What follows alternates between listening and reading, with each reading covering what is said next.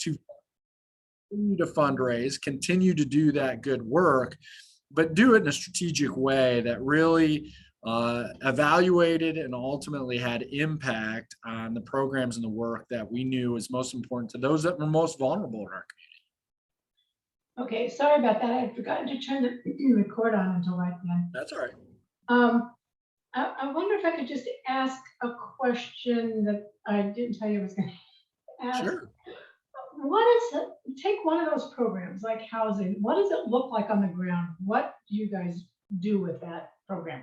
Yeah, so housing, this is an issue that we're seeing all around the country. In Knoxville is a real issue at every level. Housing stock is not consistent with the demand, and it most affects those that are most vulnerable. So those folks that are living paycheck to paycheck, we call that population ALICE population. ALICE is an acronym for Asset Limited Income Constrained Employed.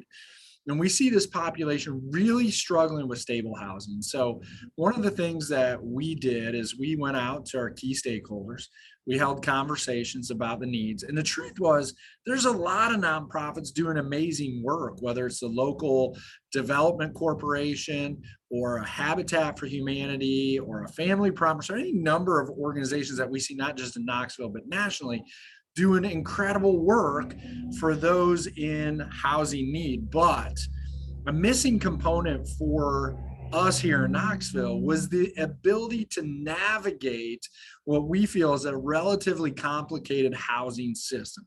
So what I mean by that is if a family or an individual find themselves at risk of becoming homeless, or they find themselves becoming homeless, the ability to get into the subsidized system, get vouchers, get connections, find affordable housing in the neighborhoods that their schools might be in, their kids are going to school or whatever, that is actually a pretty tricky experience. And for those of us who have moved recently in the last few years, we all know that just getting a realtor and finding the right house and doing the paperwork and everything that goes with that is really complicated. Imagine now with the pressures of, if you don't execute on that, that you're going to find yourself, or even worse, your family, your children, homeless.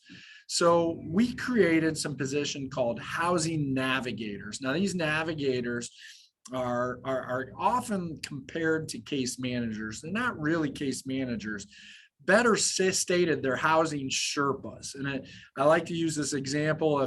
If you've climbed Mount Everest, for example, you can hire a guide, which are often called Sherpas, that will give you the resources, the tools, and the support for you to make that journey. The same, we believe, is true for finding stable housing. It's, for many people, much like climbing a mountain, and the ability to lean on these housing navigators to support them in this journey, give them the right guidance, the right tools, and the right connections, make that process easier and hopefully more efficient. And ultimately, we believe and hope is a quicker pathway towards stable housing. Wow, that is impressive. So what you're saying is that's actually offered, these housing Sherpa people, by United Way, right? Yeah, we call them housing navigators, but yeah, we have several of those positions in-house, and in fact, they're based here at the United Way. And that was actually a request from the nonprofit community. They said, hey, if you put it at any one nonprofit, our mission will pull that position to our work and the people we serve. We need somebody that can navigate the entire system, and the United Way is a unique role where we're not entrenched in one particular mission, but rather we work with a range of nonprofits. So ultimately, they landed here at the United Way. So you're supporting other nonprofits. Absolutely. Right? Do you support them with funds as well? Yeah. So, and this is what we have recently embraced the phrase, we are now a yes and organization. What I mean by that is when people say, hey, you used to give grants to nonprofits. Do you still do grants to nonprofits? Do you give money to nonprofits? The answer is yes. and we support them in other ways. We give them capacity building tools. We do education and coaching. We do growth plans. We do supportive systems like navigators to help make sure the right clients are getting to the right organizations. So we still do fund organizations that do housing work. We believe that's still vitally important, but we're also looking at those sectors at a systems level. It's interesting. What I'm thinking about is when a nonprofit applies for a grant from a foundation, yes, you have to do what you said you were going to do. You have to follow your budget, you do your final report, all that stuff. But it's a real hands-off type of situation. You know, they're not really partnering with Right. like United Way is doing. That's a powerful thing. Hey, I'm in the middle of a move. Can I get a Sherpa? No, just kidding. But it would have been great. Yeah. And I love your phrase there, partnership. And we've used that word and probably haven't always operated that way. It's been more of a funding relationship. And what we've seen is nonprofit world, we all need support from one another. We need that safety net, not to have holes or gaps in it where families are falling through. We need to pull that together. And we feel like we can play a unique role in there while we support those nonprofit partners by bridging that gap. So we're working harder to become true partners to our nonprofit community, not just investing financially, although that is a key part of the picture, right? That the money makes the mission move. So we want to make sure that we're doing everything that we can do to fill the tank with the necessary resources, but simultaneously we understand it's not only money that makes the mission move. It's really a range of resources, including connections, coaching, all that goes into that. So yeah, partnership's a key word for us around here. In Austin, our underserved folks have very long waiting lists for affordable housing. Is it the same in Knoxville? Yeah, unfortunately, the housing stock is just so limited. And the reality is, when we talk about housing, there's an aggressive build project with a number of nonprofits. The city of Knoxville has become involved. I think all the partners are working really hard, but the reality is I don't think we build ourselves out of this problem. There are things like policy evaluation and making sure people are getting connected to the right resources, working with landlords to really incentivize working with their tenants to keep them housed so that we're not in this constant musical chairs of trying to position people. So there's going to be a lot more that goes into it than just building, although building's a part of it. We need more housing stock. I think we can better utilize the current housing stock as it exists today.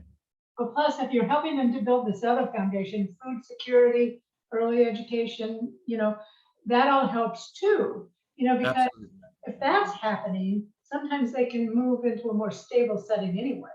Yeah, Nancy, you hit it, right? This is all tied, right? This is a whole holistic approach. None of these is independent, working in a vacuum. If somebody's having food issues, they're likely having stable housing issues.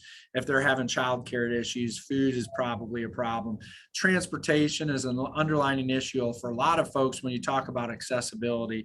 So these things are all tied. And again, this is where the United Way, we feel, plays a unique role here in Knoxville, in that we want to make sure that those parts of the sector are talking and they're aligned, because if you have a transportation effort happening that's completely independent of what's happening in housing, we're going to miss things. Yes. And so we feel like that bridge is an important role for us to play. That's critical. I could go on and on with more questions, but I think I better come to this last question. Okay. Can you share how nonprofit leaders who begin their employment programs already in place can be intentional about ensuring that the programs do meet the needs of those they serve and that they're developed and implemented for the most impact? Yeah. So this is a challenge. Anytime you come into an organization that's existed, and for us, for example, 100 years, there has to be an analysis of what we're doing and why we're doing it. We all of us get caught up into this exercise. We're doing something because we always have done it. Now, everything starts with a good rationale, but it may not apply the same today as it did yesterday or 10 years ago, or in this case, 100 years ago. So we need to step back and analyze all of our systems, all of our work.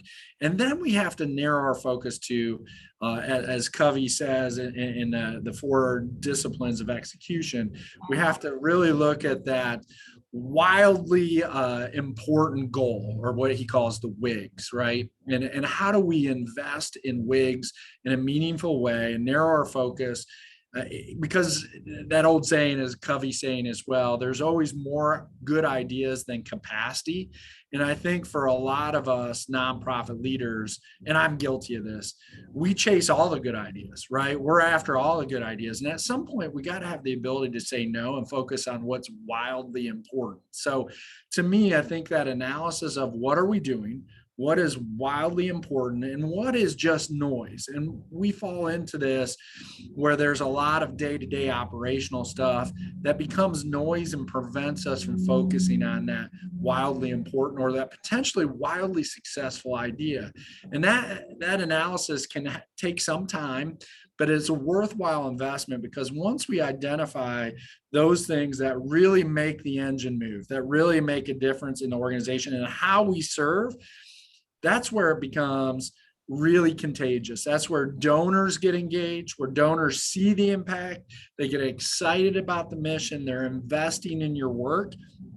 Your team is energized because they see the fruits of their labor. They see the outcomes actually happening in front of them. And then ultimately, the clients that you serve are moving in a meaningful way and not maintaining or even sliding backwards. And so that is a tough process and probably much deeper than we could talk about in 15 minutes. But I think that's vital, is that we all have to take a step back and analyze. So if you walk into a new organization, or you're at a stage in an organization where it requires an evaluation, just to take a step back and really take stock of, why do we do what we do? In that other book that we talk about an awful lot in our industry, it's all starts with why. Why do we do what we do? And if our why is to house the homeless, now we have a backdrop for making decisions on everything we do.